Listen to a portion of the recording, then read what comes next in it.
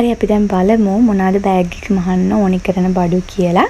ඉතින් මම මුලින්ම අරගෙන තියෙනවා මෙන්න මේ විදිහට බෑග් මහන ලස්සන ෆැබ්‍රික් එකක්. මගේ ළඟ තියෙනවා තව බෑග් මහන ෆැබ්‍රික් ටිකක් ඉතුරු වෙලා. ඉතින් මම මේවා ගත්තේ බෑග් බිස්නස් එකකුත් පටන් ගන්න තමයි. ඉතින් නැතුව ෆැබ්‍රික් විකුණන්න හිතාගෙන නෙවෙයි. උනාට දැන් මට තියෙන වැඩත් එක්කන් එහෙම මේ වගේ බෑග් මහලා විකුණන්න තරම් වෙලාවක් නැහැ. ඉතින් ඒ හින්දා මම බෑග් මහන්න කැමති කෙනෙක් ඉන්නවා නම් මේ ෆැබ්‍රික් අරගෙන ඔයාලට පුළුවන් try කරලා බලන්න බෑග් එකක් මහන්න. ඉතින් මම මේවා අඩු ගානකට දෙන්න කියලා හිතාගෙන ඉන්නවා. ඉතින් ඕන කෙනෙක් ඉන්නවා නම් මට මැසේජ් එකක් දාන්න. මම මගේ WhatsApp නම්බර් එක මෙතනින් දාන්නම්. පොඩි ෆැබ්‍රික් ප්‍රමාණයක් තමයි තියෙන්නේ. දෙතුන් දෙනෙක්ට විතරයි ගන්න පුළුවන් වෙන්නේ.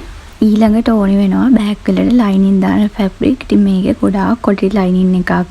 මේකිනුත් ටික දෙනෙක්ට ඕනි නම් ගන්න පුළුවන්. ඒ වගේම තමයි මේ තියෙන්නේ බාල ලයිනින් එකක්. ඉතින් මේක ඔයා කිසිම කඩේකින් ගන්න එපා. ඉක්මනට ඉරෙන්න බලනවා මේකේ. ඉතින් මේ තියෙන සුදු පාට ලයිනින් එකක්. ඉතින් මේක නම් පොඩ්ඩක් හොඳයි.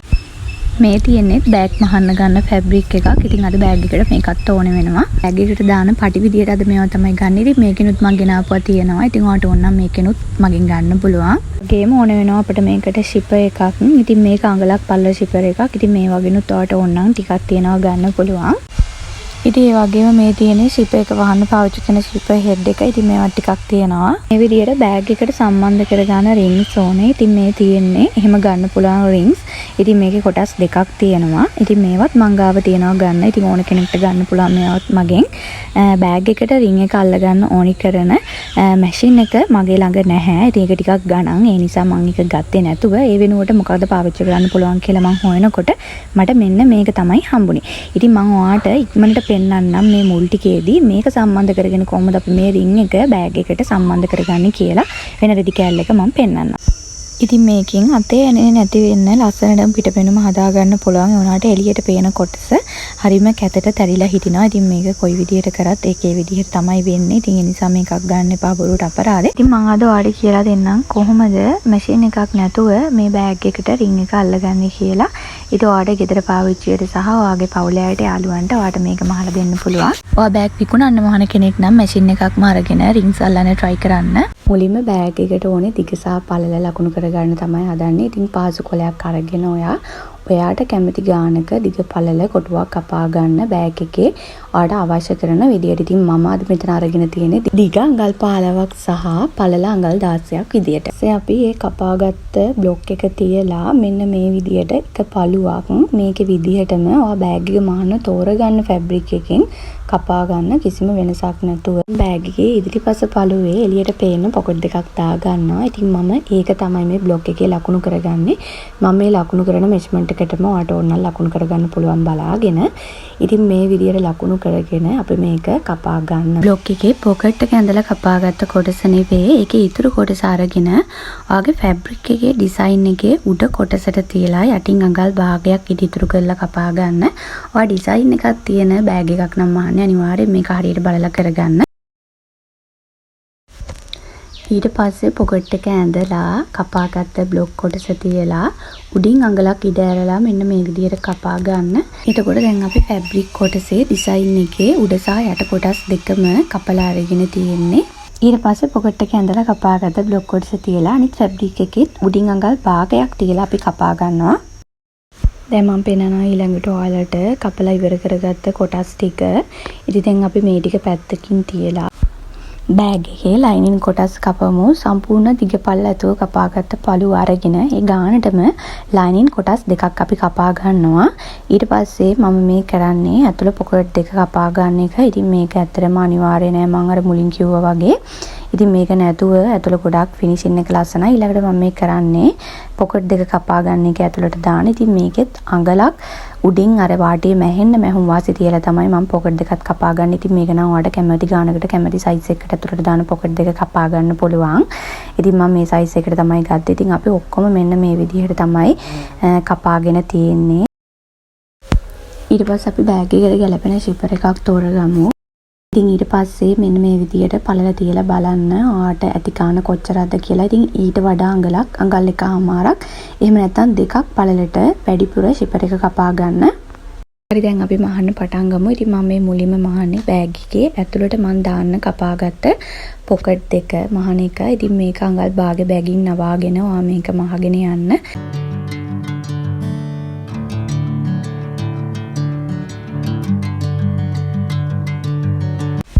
ඊට පස්සේ අපි මහගත්ත පොකට් දෙක අරගෙන මෙන්න මේ විදිහට ප්‍රධාන ලයිනින් කොටස් දෙකට තියලා පින්ස් ගහගෙන වටේට මහ ගන්නවා. ඉතින් මම මේ පොඩිවට කපාගත්ත පොකට් එක දෙකට මැදින් පොකට් දෙකක් වෙන විදිහට මැස්මකුත් දා ගන්නවා මෙන්න මෙතනින්. ඉතින් මේ විදිහට අපි ආපහු වටේටම මහ ගමු. අඟල් භාගේ බැගින් තමයි මේක මහ ගන්නේ.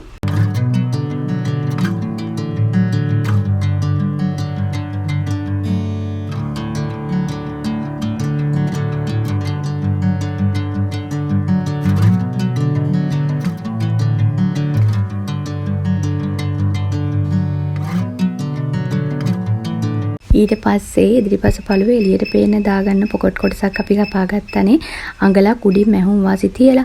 ඉතින් අපි ඒක මෙන්න මේ විදිහට අඟල් භාගෙ බැගින් නවලා ගානට මහගමු.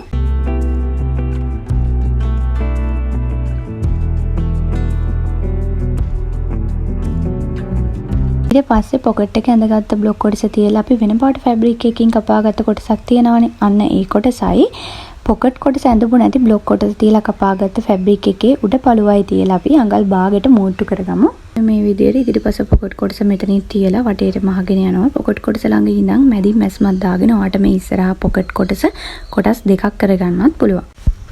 දැන් ෂිපර් එක අල්ලගෙන තමයි හදන්නේ. ඉතින් මේ ලයිනින් කොටස් තියන්නේ කොයි විදිහටද?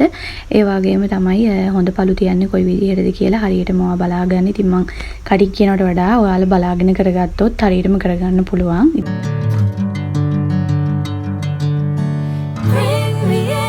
Golden sunlight.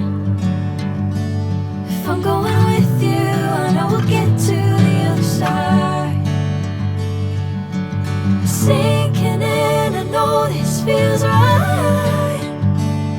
Catching a breeze, love moving through me like a wildfire, like a wildfire.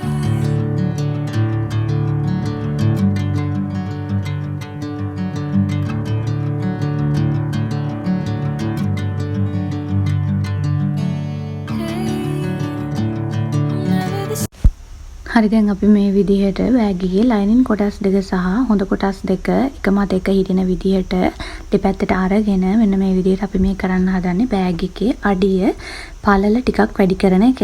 අපි මේ විදිහට බෑග් එකේ කොන් හතරෙම 1:1 කොටු ඇඳලා අපි ඒ කොටස කපලා ඉවත් කරගන්නවා බෑග් එකකින්. ඉතින් ඔයාලට බෑග් එකේ අඩිය පළල මීට වඩා ඕනේ නම් 2:2 කොටු 2:5 කොටු මේ විදිහට කැමති ගානකට ඔයාලට කපා ගන්න පුළුවන්. ඉතින් මේ ගාන තමයි සාමාන්‍යයෙන් ලස්සනට තියෙන්නේ. ඉතින් ඔයාලට මේක මදි නම් ඔයාලට ඊට වැඩිය ගන්න පුළුවන්. ඉතින් ඒක ඔයාගේ කැමැත්ත අනුව ඔයා කරගන්න.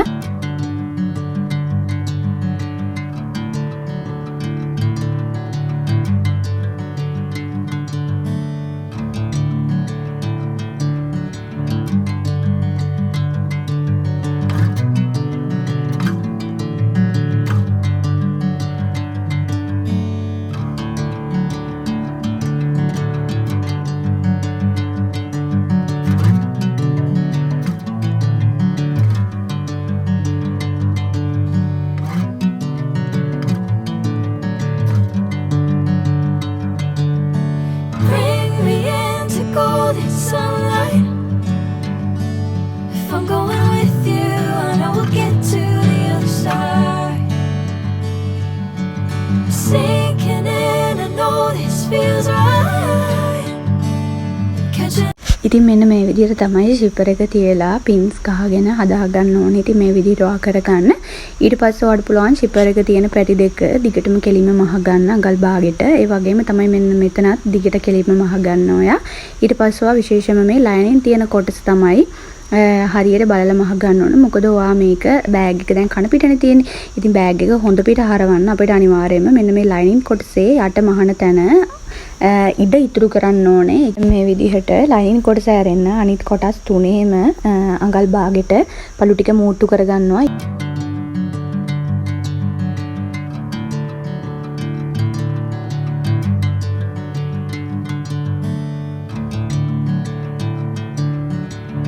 ඊපස්සේ අපි මෙන්න මේ කොටසේ මෙන්න මේ වගේ පොඩි දුරක් මහලා ඉඩ ටිකක් ඉතුරු කරලා ඊළඟ තැනින් ආයෙ මහලා මෙන්න මෙතනින් මැද අපිට කන පිට හරවන්න පුළුවන් විදිහට ලොකු ඉඩක් ඉතුරු කර ගන්නවා.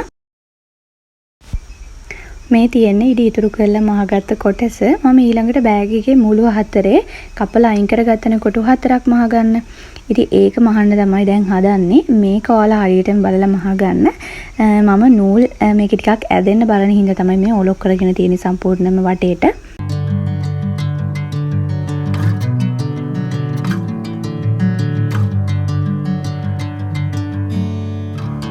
හරි මම දැන් මහල ඉවරයි. ඉතින් මෙන්න මේ විදියට තමයි මහල ඉවරුනහම තියෙන්නේ.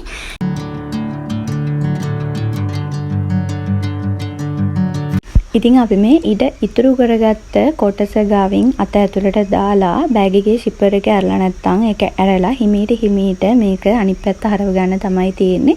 කියන්නේ හොඳ පිට හරව ගන්න තමයි තියෙන්නේ. ඉතින් මේක බල්ලා හිමීට කරගන්න ඉරෙන්න බලයි කලබලෙන් කරන්න එපා. බෑග් එක අනිත් පැත්ත හරවන්න ඉතුරු කරපු ඕපන් එක හිමීට මහගෙන ඒ ඕපන් එක වහගමු. ඉතින් මේක ලස්සනට ඔයගොල්ලෝ අයිනෙන්ම මැස්මක් දාගෙන යන්න. ඊට පස්සේ මේ ලයිනින් කොටසත් අපි හිමීට පරිස්සමට ඇතුළට දාගෙන අදාගමු. මෙන්න මේ විදියට තමයි තියෙන්නේ. ඊට පස්සේ අපිට කරන්න තියෙන බෑග් එකට ඕනි පටි කපා ගන්න එක. මේකට ඔයාලට කැමති ගානකට ගන්න පුළුවන්. මම අද අරගෙන තියෙන්නේ අඟල් 50 ගානේ පටි දෙකක්. ඉතින් ඔයත් මේ විදියට ගන්න. ඔයාලට මේ ප්‍රමාණය ඇතිනම් එහෙම නැත්නම් ඔයාලට කැමති ගානක් මේකට ගන්න පුළුවන්. ඔයා කැමති උස කොට අනුව. රින්ග්ස් අල්ල ගන්න තමයි හදන්නේ බෑග් එකට. ඉතින් මේක හරි මැදින්ම අල්ල ගන්නත් එපා. ටිකක් දුරින් අල්ල ගන්න. ඉතින් අපි මේ විදියට අඟල් දෙකක් දුරින් තමයි අද මේක ලකුණු කරගන්නේ. ඒ වගේම අඟලක් වගේ පහළට වෙන්න තමයි තියාගන්නේ.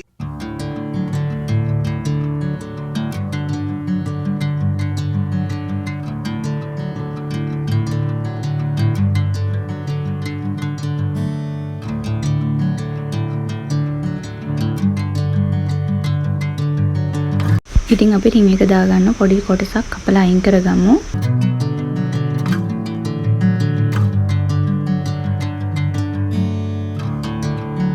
ඊපස්සේ මෙන්න මේ වගේ ප්‍රමාණයක් කපාගෙන අපි රින් එක දාගන්න ඕනේ. ඉතින් මෙතනින් බලා ගන්නවා හරියට ඒක.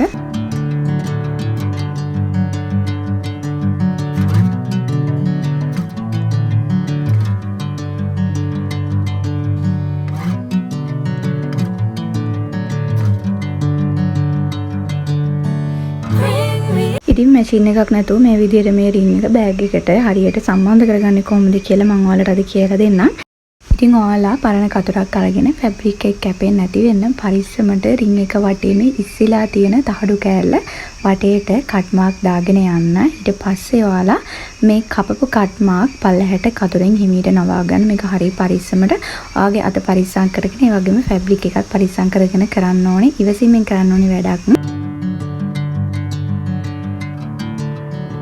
මේ විදිහටම මම රින්ග්ස් අතර බෑග් එකට හයි කරගත්තා. මේකෙදි පිටත පේන කොටස හරිම ලස්සනට පේනවා. ඇත්තටම මේක අර වගේ තැලෙන්නේ නැහැ. කිසිම ඩැමේජ් එකක් වෙන්නේ නැහැ. ඊට පස්සේ අපි අවසාන වශයෙන් මේ බෑග් එකට පටි සම්බන්ධ කරගමු. ඉතින් මේකේ ගැටේ එන කොටස ඉස්සරහටත් ඔයාලට හදා ගන්න පුළුවන් පටියේ. ඉතින් මම හිතනවා ඒක ඔයාලට තේරෙන්නේ නැති කියලා. ඉතින් මම ආයෙම ඔයාලට කියන්නේ ඔයා බිස්නස් එකක් විදියට බෑග් මහන්න බලන් ඉන්න කෙනෙක් නම් අනිවාර්යයෙන්ම මේ රින්ග්ස් බෑග් එකට සම්බන්ධ කරගද්දී ඔයා මැෂින් එකක් පාවිච්චි කරන්න. එතකොට තමයි ඒකේ ක්වොලිටි එක තියෙන්නේ. ඒ වගේම තමයි මගේ පෞද්ගලික මතය තමයි මේ බෑග් එකේ ඇතුළට මම දාපු පොකට් නැතිව මහනවා නම් මේකේ ඇතුළේ ෆිනිෂින් එක ගොඩක් හොඳයි කියලා. ඉතින් ඔයාලට ඇතුළට පොකට් ඕනිම නම් ඔයාලට පුළුවන් මේ පොකට් එකට ෂිප් එකක් හයි කරගන්න. එතකොට ගොඩක්ම ඇතුළ ක්වොලිටි එක තියෙනවා. ඉතින් මම හිතනවා අද වීඩියෝ එකනොත් ඔයාලට දැනගන්න දේවල් ගොඩක් තියෙනද කියලා. ෂිප් එකක් ලස්සනට අල්ල ගන්න විදිහ සහ බෑග් එකේ යට පළල වැඩි කරගන්න හරිම විදිහ ක්වොලිටි එකටම කොහොමද කරගන්නේ කියලා මම අද ඔයාලට මම දන්න විදිහට උපරිමයෙන්ම කියලා දුන්නා. ඉතින් ඉක්මනින් ආයෙත් අලුත් වීඩියෝ එකකින් මම ඔයාලව හම්බෙන්නම්. අදත් මාව අහගෙන හිටියට බලාගෙන හිටියට ඔයාලට ගොඩාක් තෑන්ක්ස්. එහෙනම් හැමෝම සතුටින් පරිස්සමින් ඉන්න. මම අදට ගිහින් එන්නම්. බයි.